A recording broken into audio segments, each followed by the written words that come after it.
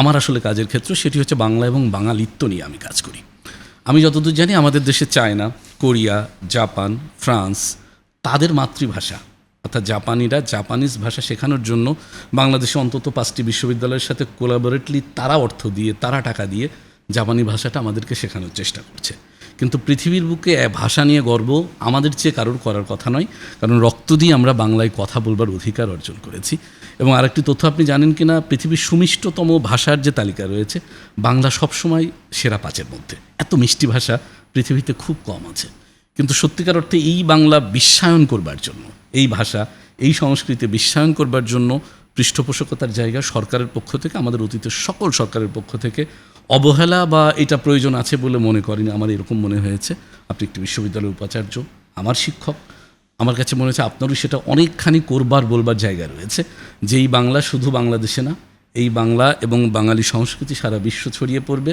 এবং আমাদের দেশের ছেলেমেয়েরা অনুধাবন করছে কম যে আমার ইংরেজিটা জানতে হবে বা জাপানে গেলে জাপানিটা জানতে হবে, কিন্তু বাংলাটা ঠিকমতো জানতে হবে। এই জায়গা কিন্তু অবজ্ঞা করছে আমাদের দেশের মানুষও। এটা অবধারিতভাবে সত্য, এবং এই ক্ষেত্রেও কিন্তু এটা বাস্তবতা মানতে হবে। কারণ এই যে আমার ভাষাকে আমি প্রেজেন্ট করব, এটাই তো দেশপ্রেম। অবশ্যই এই দেশপ্রেমটা আমাদের কয়জনের মধ্যে আছে? আমি সম্প্রতি চীন সফর করে আসলাম। আমি খুব গভীরভাবে লক্ষ্য করেছি যে লোকটা ইংলিশ জানে, সে ইচ্ছে করে ইংলিশ বলে না, সে চায় না বলে। এটা হলো তাদের দেশপ্রেম। তা আমার দেশের, আমার শিক্ষিত যারা, আমরা একটু শিক্ষিত হলেই আমরা চেষ্টা করি কিভাবে মোটামুটি দাঁত চিবিয়ে চিবিয়ে 2-1টা ইংলিশ বলতে পারি। কেন আমি আমার দেশীয় ভাষায় কেন কথা বলবো না? আমাদের কোর্ট থেকে অলরেডি অর্ডার হয়েছে যে নিজের মাতৃভাষায় কোর্টের রায় লেখার জন্য। সেটা কি বাস্তবায়িত হয়েছে? হয় নাই। কেন হয় নাই? তো আমার মনে হয় যে এই প্রশ্নটুকু আমাদের জাতীয় পর্যায়ের যে সমস্ত নেতৃবৃন্দ এবং যারা নীতি নির্ধারক, প্রত্যেকেরই আসলে ধারণ করা উচিত যে মাতৃভাষা এটা আমার গর্বের ভাষা, এবং সত্যিকার অর্থেই এই ভাষায় চর্চা করার জন্য আমাদের পূর্বপুরুষরা রক্ত দিয়েছে। আমাদের এই ভাষার অধিকার আদায়ের জন্য সারা বিশ্বের মধ্যে একটাই এক্সাম্পল, যে বাংলা ভাষা অর্জনের জন্য সেখানে 52 ভাষা আন্দোলন হয়েছে।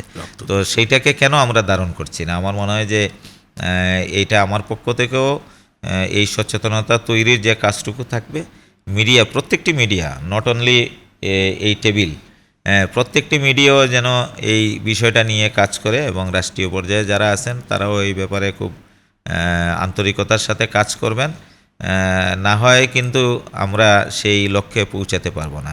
এটা আমরা তখনই বুঝি যখন বিদেশে কয়দিনের জন্য গিয়ে একটু দীর্ঘ সময় যখন আমরা অবস্থান করি, তখন একজন দেশের মানুষ পেলে বাংলা ভাষায় কথা বললে যে আনন্দটা আমরা পাই, তো ওই আনন্দটুকু দেশের মধ্যে অনুভব করতে হবে, তাহলেই কিন্তু সেটা বাস্তবায়ন হবে, না কিন্তু বাস্তবায়ন হবে না। কি দারুণ!